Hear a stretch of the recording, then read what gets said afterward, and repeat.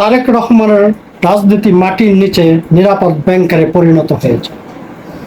রাজনীতির কসাইখানায় ব্যাংকার বনাম জনগণ, মাটির মানুষ আর মাটির নিচে রাজনীতি এই দেশে পরিণত হতে যাচ্ছে। বাংলাদেশের রাজনীতি এখন আর রাজনীতি না, এটা এক ধরনের আন্তর্জাতিক দাবা বন, যেখানে ঘুটি নাড়ায় অন্যরা আর আমাদের নেতারা মাঝে মাঝে শুধু ক্যামেরার সামনে এসে বলেন, এটা কি রাজনীতি? আমরা জনগণের সরকার, কিন্তু জনগণ প্রশ্ন করে, সরকার জনগণের না জনগণ সরকারের? গুজব খোরা কথাটা সত্য কিনা? মানুষ মাটি, মানুষের নেতা বনাম মাটির নিচের ঘর। প্রধানমন্ত্রী তারেক রহমান নাকি প্রোটোকল ভেঙে মানুষের সঙ্গে মিশছেন, কথা সত্য, শতভাগ সত্য। হেঁটে যাচ্ছেন, সিনেমা দেখছেন, নাটক দেখছেন, বিভিন্ন অফিসের ডোরে উকি দিচ্ছেন, পরামর্শ। একথা একদম মনে হচ্ছে উনি প্রধানমন্ত্রী না, লোকাল নায়ক ফাটাকৃষ্ট করিতকর্মা সে, একথা সত্য। কিন্তু যিনি মানুষের ভিড়ে মিশে যান, তার জন্য ব্যাংকার, ট্যালেন্ট, সুড়ঙ্গ, অক্সিজেন চেম্বার বানানোর প্রয়োজন কেন? আজ বুঝবো চিন্তা, শুধু প্রশ্ন করবে, আর আপনার সেই প্রশ্নের সুচিন্তিত মতামত কমেন্ট বক্সে লিখবেন, কারণ আমার মতামত কমেন্ট বক্স একদম ফাঁকা আছে।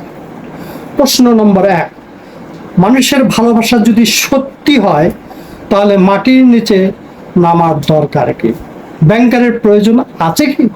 প্রশ্ন নম্বর 2, এটা কি নিরাপত্তা, নাকি নিরাপত্তার নামে রাজনৈতিক সেফ এক্সিট? প্রশ্ন নম্বর 3, আমি ধারাবাহিক শুধু প্রশ্নই করব, আপনি উত্তর লিখবেন। ব্যাংকার কি শত্রুর ভয় থেকে, নাকি নিজের দলের ভেতরের ভয় থেকে? কারণ ইতিহাস বলে, ব্যাংকার বানানো মানে শেষ পর্যন্ত কেউ না কেউ বলে ওঠে, ভাই উপরে আসেন, জনগণ ডাকতেছে। কে জনগণ আর কে উপরে আসতে পারছে?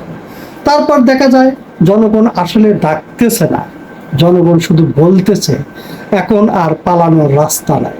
কোথায় পালাবে? খেলা কি শুরু হয়েছে? ব্যাংকারের ন্যারেটিভ মানে কি? সাদ্দাম হোসেনের সিন্ড্রোম? বাংলাদেশ মানুষের স্মৃতি খুব ছোট নয়। সাদ্দাম হোসেন, গাদ্দাফি, নানা স্বৈর শাসক সবাই ব্যাংকারে ঢুকেছিল নিরাপত্তার নামে। শেষে ব্যাংকারি হয়ে উঠেছিল রাজনৈতিক কপিনের অন্তিম বক্ষী। এখন প্রশ্ন হচ্ছে, সুনামধন্য প্রধানমন্ত্রী তারেক রহমান কি সেই তালিকায় ঢুকছেন? কেন ঢুকছেন? কি জন্য ঢুকছেন? প্রশ্ন থাকলো আপনাদের জন্য। প্রশ্ন নম্বর 4, বাংলাদেশ কি তবে গণতন্ত্রের বাস্তবায়ন হবে? গণতন্ত্রের বাসভবন বানাচ্ছে, নাকি নেতা হারানোর প্রস্তুতি নিচ্ছে?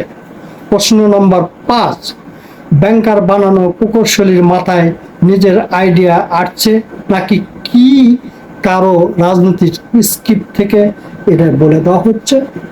আমরা জানি না, আপনি জানলে লেখুন। কারণ ব্যাংকার বানানো মানেই হলো ভয়ের স্থাপত্য। গণভবন, জাদুঘর, যমুনা অতিথি ভবন আর ব্যাংকার সমৃদ্ধ বাসস্থান, নতুন দুর্গ নির্মাণ কি সত্যি প্রয়োজন আছে? হ্যাঁ, জুলাই গণ অভ্যুত্থানের পর গণভবন এখন স্মৃতি জাদুঘর। এটা ইতিহাসের নিষ্ঠুর প্রতিশোধ। আজ যে গণভবন ছিল ক্ষমতার অহংকার, আজ তা দাঁড়িয়ে আছে কেমন, কিভাবে, সে কথা আপনারা ভালো জানেন। ক্ষমতার পতনের স্মৃতিস্তম্ভ হয়ে নিশ্চয়। তাই তারেক রহমানের নতুন বাসভবন নির্মাণের খবরে মানুষ বলছে, হ্যাঁ মানুষ বলছে, আচ্ছা আরেকটা জাদুঘর বানানোর প্রস্তুতি, নাকি অন্য কোনো কিছু? প্রশ্নটা আপনাদের জন্যই থাকবে। আমাদের আজকের প্রশ্ন নম্বর 6, নতুন বাসভবন কি রাষ্ট্রীয় প্রয়োজন, নাকি নতুন ক্ষমতার প্রতীক বানানোর নতুন কায়দা বা অন্য কিছু? প্রশ্ন 7, যদি প্রোটোকল এড়িয়ে মানুষে মিশতে চান, তাহলে বাসভবন কেন হবে ট্যালেন্ট, সুড়ঙ্গ, ব্যাংকার বা ব্যাংকারের সদস্য। প্রশ্ন নম্বর 8, বাসভবন কি জনগণের কাছাকাছি হবে নাকি জনগণ থেকে দূরে বিচ্ছিন্ন হয়ে কোথাও? ফাংশনাল প্রধানমন্ত্রী তত্ত্ব, তারেক রহমান কি শোরুমের ডিসপ্লে? এখানে আসল নাটক। গুজব, হ্যাঁ গুজব বলে প্রধানমন্ত্রী অনুপস্থিত থাকলে দায়িত্ব পালন করবেন মির্জা ফখরুল ইসলাম আলমগীর ও সালাউদ্দিন আহমেদ। বিশেষ করে সালাউদ্দিনের হাতে প্রতিরক্ষা ও স্বাস্থ্য বাহিনী বিভাগ সহ বড় বড় দায়িত্ব থাকবে। এখানে জনগণ প্রশ্ন করে প্রধানমন্ত্রী কি তবে ফিতা কাটার জন্যই শুধু, নাকি কোনো সিদ্ধান্ত নেওয়ার তার নেই? প্রশ্ন নম্বর 9, রাষ্ট্র চালাচ্ছেন কে, তারেক রহমান না সালাউদ্দিন আহমেদ?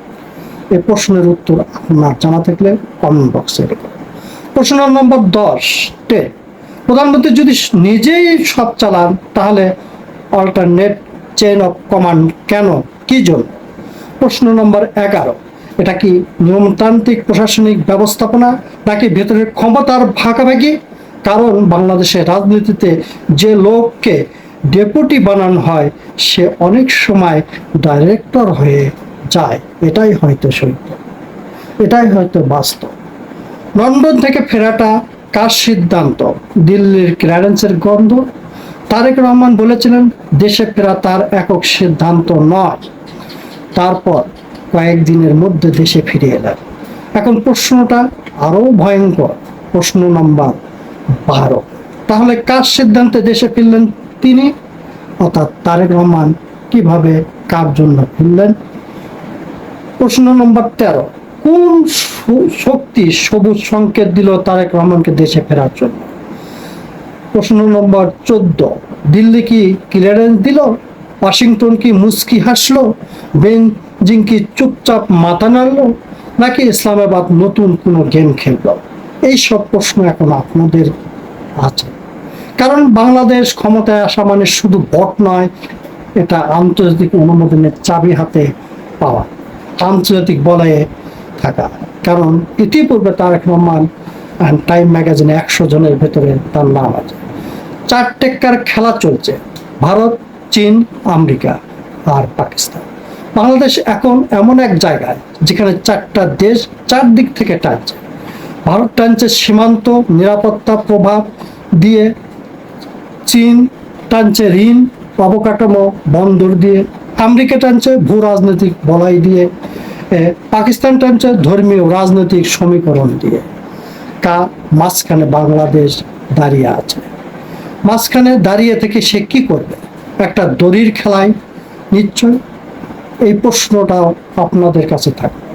প্রশ্ন নম্বর 15, আমরা কি একটি স্বাধীন রাষ্ট্র নাকি আন্তর্জাতিক প্রকল্প? প্রশ্ন নম্বর 16, আমরা কি শুধু কূটনীতিতে খেলছি নাকি আমাদের নিয়ে খেলা হচ্ছে? কোন ধরনের খেলা? মার্কিন রাষ্ট্রদূত এসে চীনকে থাপ্পড়।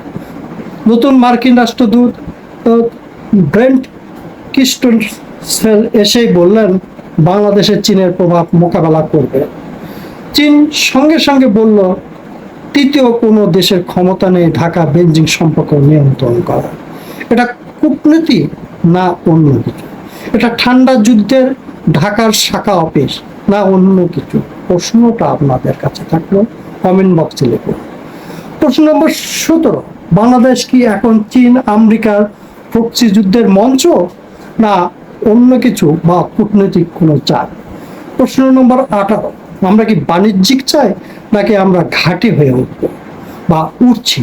এই প্রশ্ন আপনাদের জন্য। প্রশ্ন নম্বর 19, বাংলাদেশের সরকার কি জানে এই খেলায় ভুল করলে দেশের অর্থনীতি নয় দেশের ভবিষ্যৎ পুড়ে যাবে?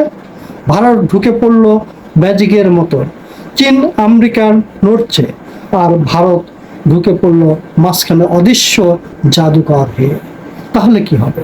দিল্লি এমনভাবে চলে যেন দক্ষিণ এশিয়ার প্রতিটি রাজনীতি তাদের রান্নাঘরের পাতিল বা বস্তু।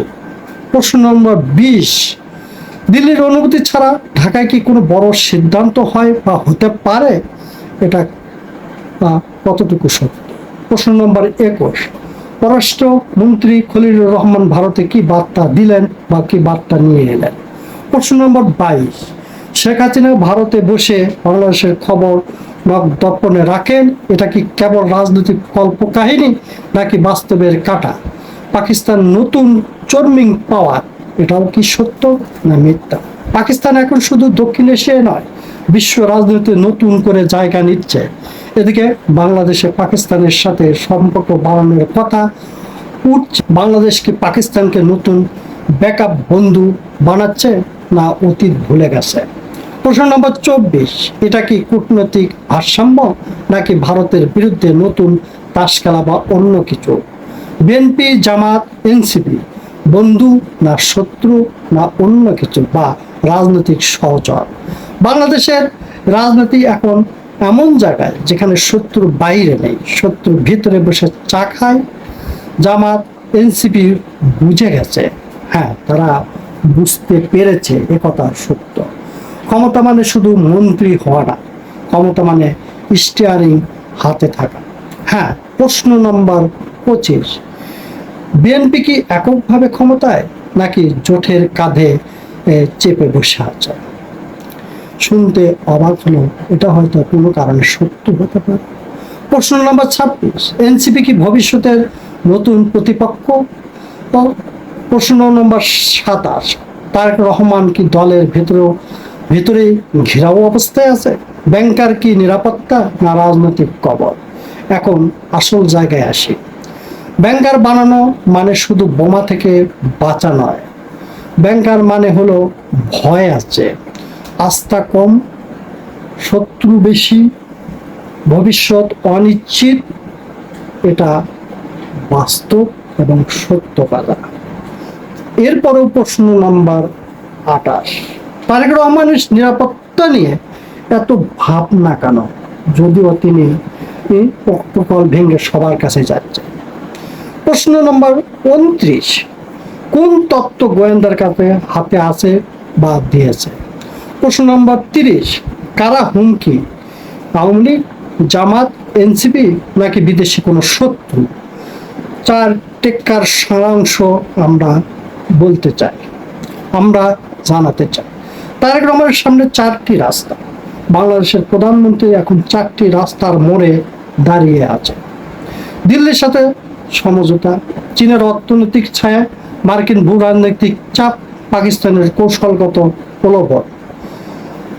আর এই 4 টেক্কার মধ্যে তারেক রহমানকে খেলতে হবে এমনভাবে যাকে দেশ বিক্রি না হয়, মানুষের সম্মানহানি না হয়, আর মানুষের নিরাপত্তা বিঘ্নিত যেন না হয়, আর ক্ষমতাও গিলে না ফেলে কেউ। প্রশ্ন নম্বর 31, তিনি কি নেতা নাকি কেবল গেমের চরিত্র বা চরিত্র করে রাখা হয়েছে তাকে?